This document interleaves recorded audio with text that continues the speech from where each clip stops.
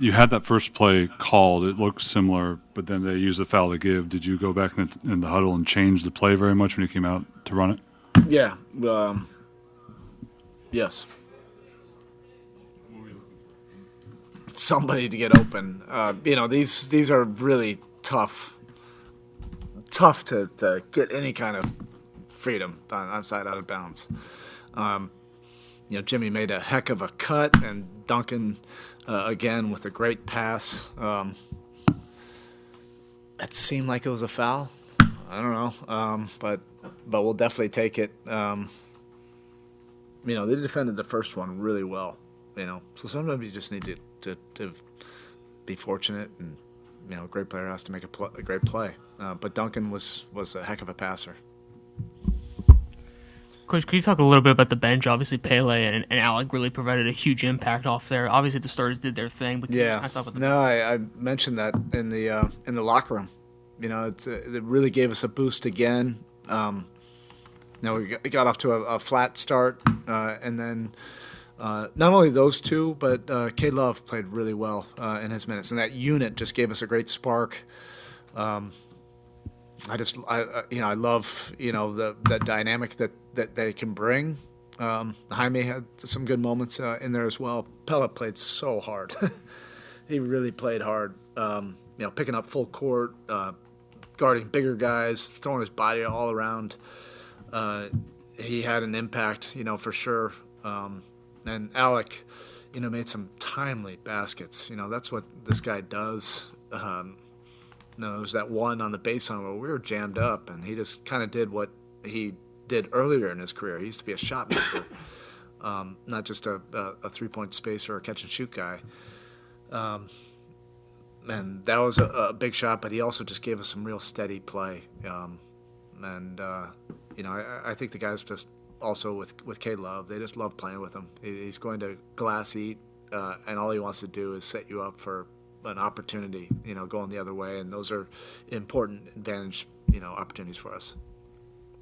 Obviously, Jimmy, if he makes the free throws, a lot easier, but what does it say? This has been consecutive games now where he's slowed the game when you needed it, gotten to the line when you needed it, and been in full attack mode. Yeah, what did we end up with? My glasses. How many free throws? 27. We had 20, though, in the first half. We were that's what, I want to see. You can't always – our guys work on free throws. We're a good free throw shooting team. We have good free throw shooters. It's just, sometimes you get into these little deals, during a season. But the more difficult thing is getting to the line, and, established a physicality in that first half. I think, 20-plus, attempts at the rim, 20-plus free throw attempts. That really allowed us to crawl back into it and, take a lead, just kind of control some things after we were down in the first quarter. And I think, if they would have called the game similarly in the second half, I think we probably would have had closer to, whatever. I'm not even, it was fine the way it was officiated. I'm just saying the aggressiveness and the intent, to not settle. And our three-point shooting game worked, in synergy with that. It's not one or the other. It has to be both. And this was a game where I felt good about both. And we just have to continue to build on that because that is winning basketball on that side of the floor. The defense has obviously been trending in a good direction. There might have been stretches maybe it wasn't up to the standards tonight, but what did you like about the defensive effort overall? Other than the start, I thought there were some really good efforts. We made big-time efforts. You end up in a one-on-one situation with Kyrie Irving. He's going to draw like a second defender. He's used to that. Drawing a third defender. And then now the ball, you're in a scramble situation. So many of those situations were created, from his greatness. So I like the efforts that we were making. This is a dangerous, explosive offensive team.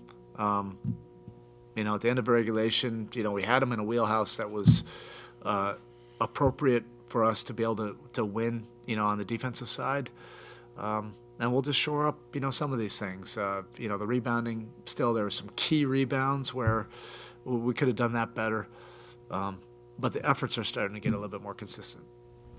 One more on Jimmy. There was a play late in overtime where I want to know about his processing speed. I feel like at this stage, there was a play where they kind of hedged over on Bam, and he kind of got 2 feet in the paint, hung in the air, got it to Bam, and it felt like he was just reading that the whole way from the start of the play. Like, when he's in that type of mode, what are you seeing from his process speed from maybe his first year in Miami to now? Has it even changed?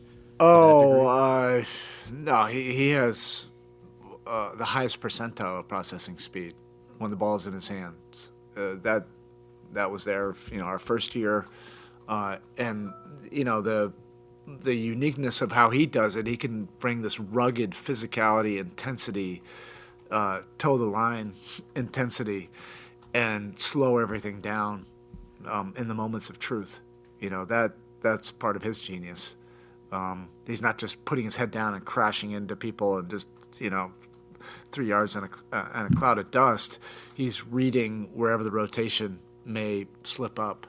That's the kind of thing that obviously great players like somebody like Jokic. He's doing it at a little bit of slower pace, but that's what he's doing. He's processing this. Oh, he's that move. Okay, this guy rotated. That's the next rotation, and he's just waiting until somebody comes open or where you have to score. And that's a tough skill. Okay, thank you.